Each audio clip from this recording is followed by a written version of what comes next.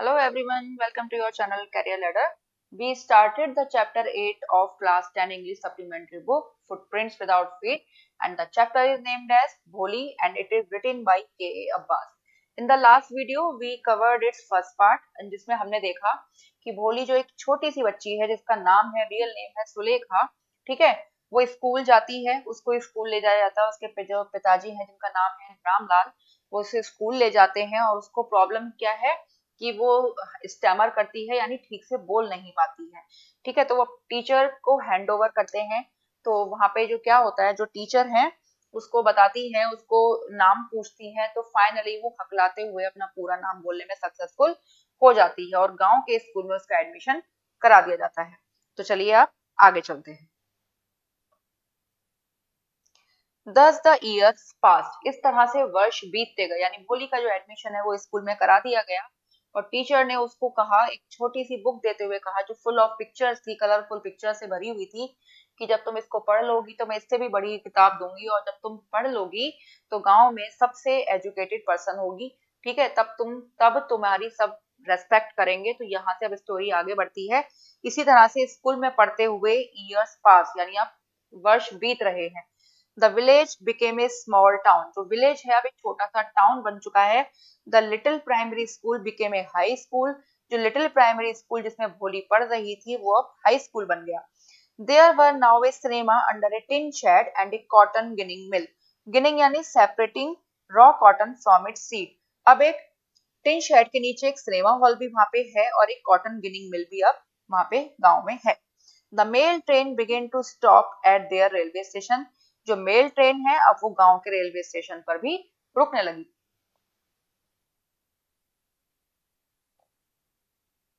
One night after dinner, Ramlal said to his wife, "Then shall I accept Vishambar's proposal?"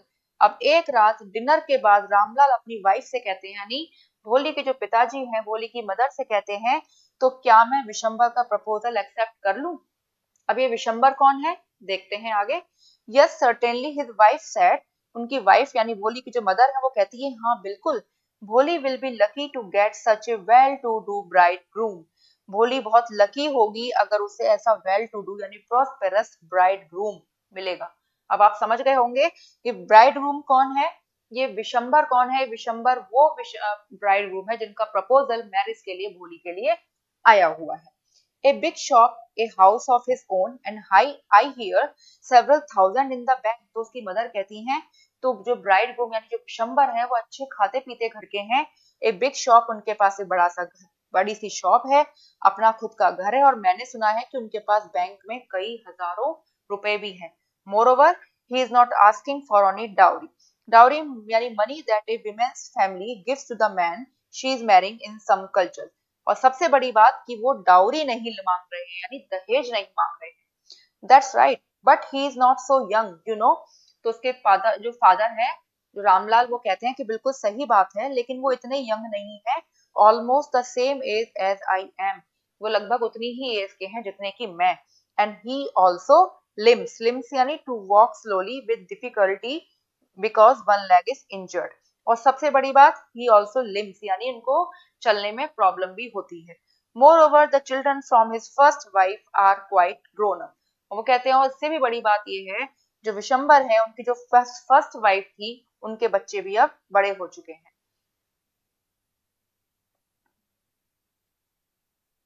So what does it matter, his wife reply, Ramlal की wife यानी भोली की जो mother है वो कहती है, तो क्या फर्क पड़ता है, 45 और 50, it is no great age for a man. अब 45 हो या 50, ये मैन यानी जो मैन की कोई बहुत बड़ी एज ये नहीं होती, यानी पुरुषों की कोई बहुत बड़ी एज नहीं मानी जाती है। We are lucky that he is from another village and doesn't know about her pock marks and her lack of sense.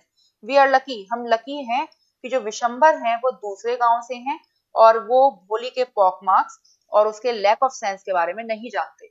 If we don't accept this proposal she may remain unmarried all her life, अगर हम ये proposal accept नहीं करेंगे तो भोली जो अपनी पूरी लाइफ अनमैरिड यानी बिना शादी के रह जाएगी। Yes but I wonder what भोली विल से, तो रामलाल कहते हैं कि हाँ, लेकिन मुझे ये बात की चिंता है कि भोली क्या कहेगी।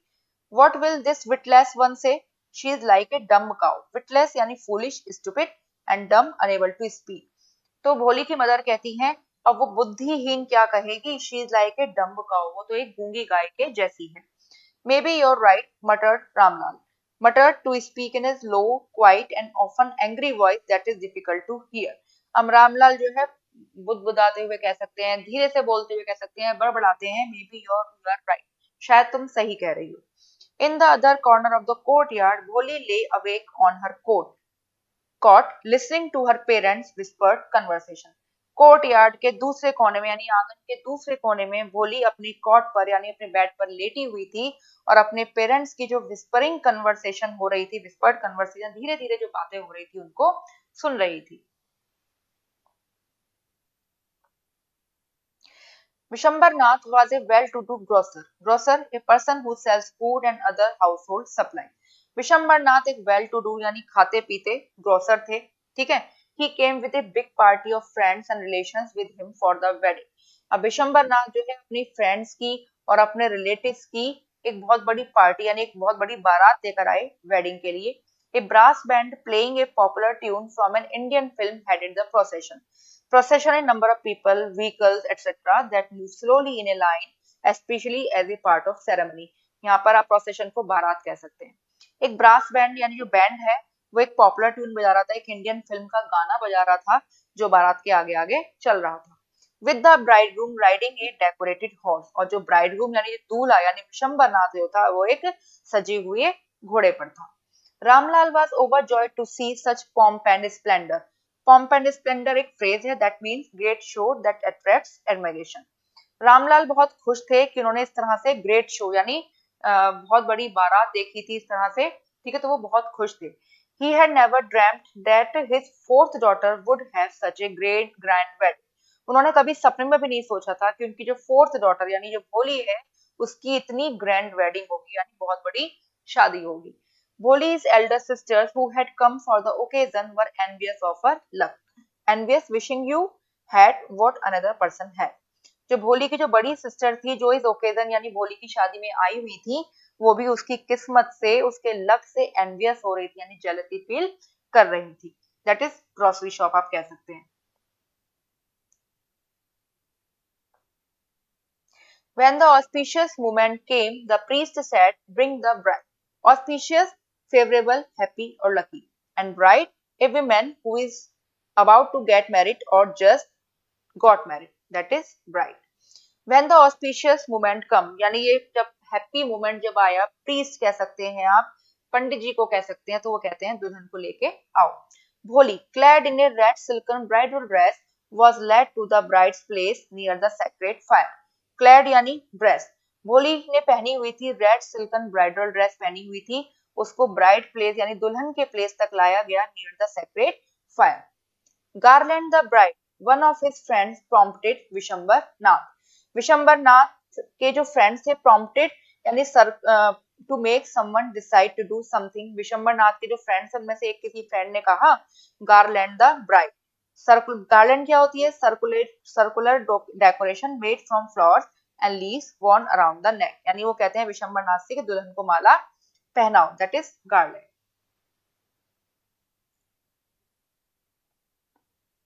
The bridegroom lifted the garland of yellow marigolds। Marigolds plant with yellow और orange flowers। हिंदी में कह सकते हैं मैरीगोल्ड को गेंदा गेंदा का जो फूल होता है उसको मैरीगोल्ड कहते हैं। ब्राइडग्रूम यानी विशंबर नाथ ने येलो मैरीगोल्ड्स की माला को उठाया। A woman slipped back the silken veil from the bride's face। Veil a piece of thin cloth covering the head and face of the woman। Hindi में कह सकते हैं आप इसको घूंघट। किसी वुमेन ने क्या किया, ब्राइड के फेस यानी भोली के फेस से जो सिल्क का जो घूंघट था उसको पीछे खिसका दिया। Vishambar took a quick glance, glance यानी to look quickly at someone, यानी बड़े तेजी से किसी को देखना। विशंबर नाथ ने क्या किया, विशंबर नाथ ने जब बहुत तेजी से किसको देखा, भोली को देखा। The garland remained poised in his hands. Poise यानी completely still but ready to move at any movement. जो गार्लैंड थी, जो माला थी, वो विशंबर नाथ के हाथों में ही रह गई। The bride slowly pulled down the well over his face. अब भोली ने क्या किया, भोली ने वो जो घूंघट था दोबारा से धीरे से अपने फेस पर खिसका लिया। Have you seen her, said Vishambar to the friend next to him. Vishambar ने अपने फ्रेंड से पूछा जो उसके बराबर में ही खड़ा था कि क्या तुमने उसको देखा? She has pock marks on her face, कि उसके फेस पर तो पॉक मार्क्स हैं। So what, you are not young either. तो उसके जो फ्रेंड है विशंबर के, वो कहते तो क्या हुआ, तुम भी तो कोई यंग नहीं हो। Maybe, but if I am to marry her, her father must give me 5,000 rupees. तो विशंबर नाथ कहते हैं कि हो सकता है, लेकिन अगर मैं उससे शादी करूंगा तो भोली के जो पिताजी हैं उनको मुझे 5,000 रुपए देने होंगे। That is marigold.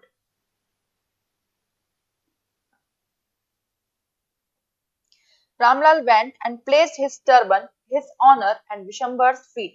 Turban, a hat covering for a man, that is turban. Ramlal गए और अपनी पगड़ी, जिसको हिंदी में कह सकते हैं टर्बन को पगड़ी, उन अपनी पगड़ी जिसको सम्मान कहा जाता है, पगड़ी को सम्मान कहा जाता है, विशंबर के पैरों में रख दी। Do not humiliate me so, humiliate to make someone feel ashamed. वो कहते हैं कि मुझे इस तरह से इंसल्ट मत कीजिए मेरी। टेक 2,000 रुपीज, 2,000 रुपए ले लीजिए। नो 5,000 और we go back, keep your daughter. तो विशंबर नाथ कहते हैं नहीं, 5,000 ही चाहिए, नहीं तो हम वापस जा रहे हैं। कीप योर डॉटर, अपनी बेटी को रखिए। Be a little considerate please, considerate यानी काइंड एंड हेल्पफुल। तो रामलाल कहते हैं be a little considerate, please थोड़े से काइंड बनिए। इफ यू गो बैक, अगर आप चले जाएंगे, I can never show my face in the village, अगर आप चले जाएंगे तो मैं कभी भी अपना चेहरा गांव में नहीं दिखा पाऊंगा। देन आउट विथ 5,000, तो विशंबर कहते तो फिर 5,000 निकालिए, यानी 5,000 रुपए निकालिए। Tears streaming down his face, Ramlal went in, opened the safe and counted the notes.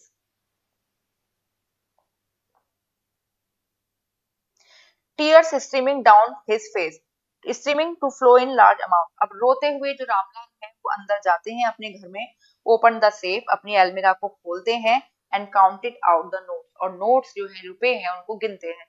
He placed the bundle at the bridegroom's feet, और उन्होंने उस नोटों के यानी रुपयों के बंडल को विशंबर के पैरों में रख दिया।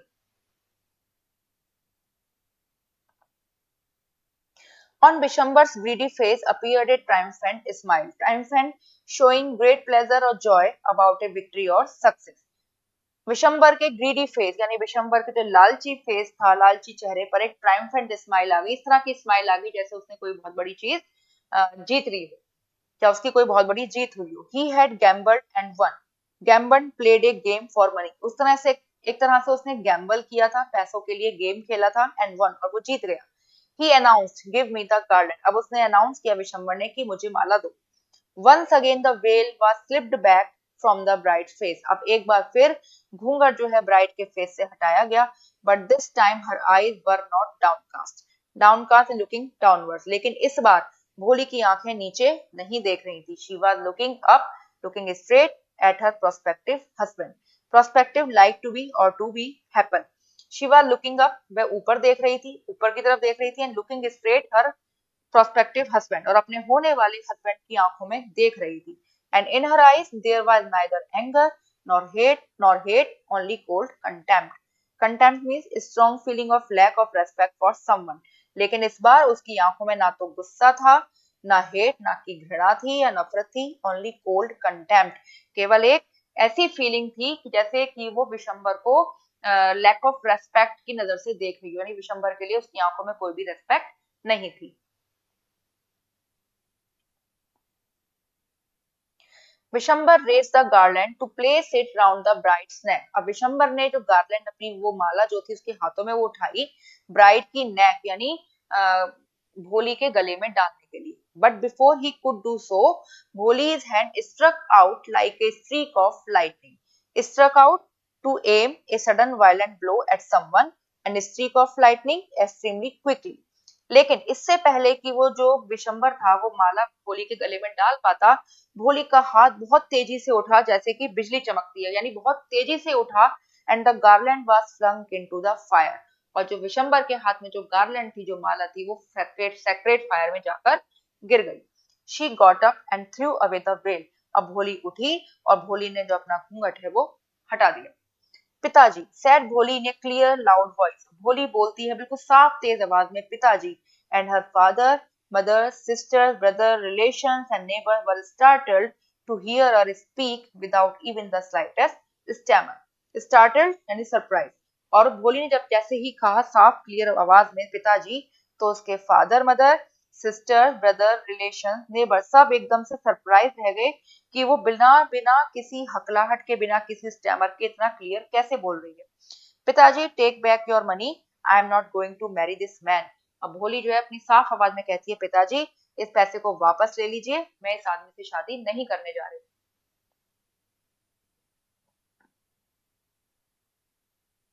Ramlal was thunderstruck, very surprised or shocked. अब रामलाल एकदम से बहुत शॉक में आ गए। The guests began to whisper, so shameless, so ugly and so shameless. जो मेहमान आए हुए थे वो आपस में धीरे धीरे बात करने लगे। So shameless, कितनी शर्म की बात है। So ugly and so shameless. Bholi, are you crazy? Shouted Ramlal. Ramlal के जो फादर थे वो चिल्लाते हैं, आर यू क्रेजी? क्या तुम मूर्ख हो? You want to disgrace your family. Disgrace यानी टू मेक पीपल स्टॉप और रेस्पेक्टिंग योर डिसऑनर। क्या तुम अपने परिवार का डिस्ग्रेस यानी इंसल्ट कराना चाहती हो? Have some regard for our izzat, हमारी इज्जत का कुछ तो ध्यान रखो। For the sec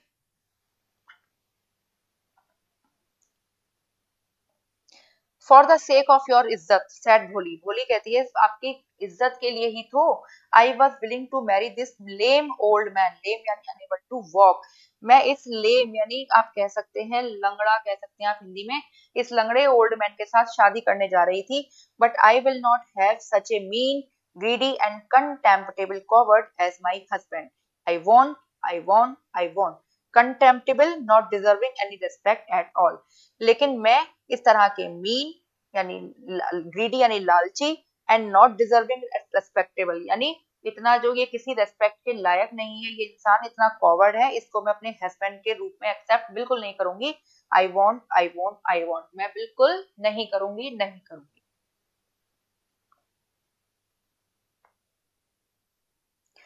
What a shameless girl. We all thought she was a harmless dumb cow. ठीक है, अब वहां पे कोई कहता है भीड़ में से, रिलेटिव्स की भीड़ में से कहता है, व्हाट ए शेमलेस गर्ल, कितनी शेमलेस गर्ल है, हमने तो सोचा था ये बिल्कुल गूंगी गाय है। भोली turned violently on the old woman. अब ये बात कही थी किसी ओल्ड वुमन ने, और भोली बिल्कुल उसकी तरफ तेजी से घूमती है उस ओल्ड वुमन की तरफ। Yes aunty, you are right. हाँ आंटी, आप बिल्कुल सही कह रही हैं। You all thought I was a dumb driven cow. आपने बिल्कुल सही सोचा था, आप बिल्कुल ऐसा ही सोच रहे थे कि मैं डम ड्राइवन का हूँ यानी मैं गूंगी गाय हूँ। That's why you wanted to hand me over to this heartless creature. इसी वजह से आप मेरी शादी इस हार्टलेस क्रिएचर से यानी इस निर्दयी इंसान से करवाना चाहती थी। But now the dumb cow, the stammering fool is speaking. लेकिन अब ये गूंगी गाय और स्टैमरिंग फूल यानी जो लड़खड़ाती थी लड़की, इज स्पीकिंग, बोलने लगी है। Do you want to hear more? क्या आप और कुछ भी सुनना चाहती हैं? Vishambarnath the grocer started to go back with his party. Vishambarnath जो ग्रोसर अब अपनी पार्टी, अपनी बारात को लेकर वापस जाने लगता है। The confused bandsman thought this was the end of the ceremony and struck up a closing song. Bandsman यानी म्यूजिशियन इन ए बैंड। ठीक है, तो जो कंफ्यूज होते, जो बैंड वाले होते हैं, बैंड लेकर आए थे अपने बारात में, वो सोचते हैं कि शायद ये अभी शादी जो है सेरेमनी खत्म हो गई, और वो क्लोजिंग सॉन्ग बजाने लगते हैं। Ramlal stood rooted to the ground. Ramlal जो है ऑलरेडी शॉक हो चुके हैं, इससे वो बेचारे जमीन से ही चिपक कर खड़े हो जाते हैं, अपनी जगह पर ही खड़े रह जाते हैं। His head bowed low with the weight of grief and shame. Bowed यानी bent downward and forward, and grief यानी ग्रेट सैडनेस। उनका सिर जो है दुख से और शर्म की वजह से बिल्कुल नीचे झुका हुआ था।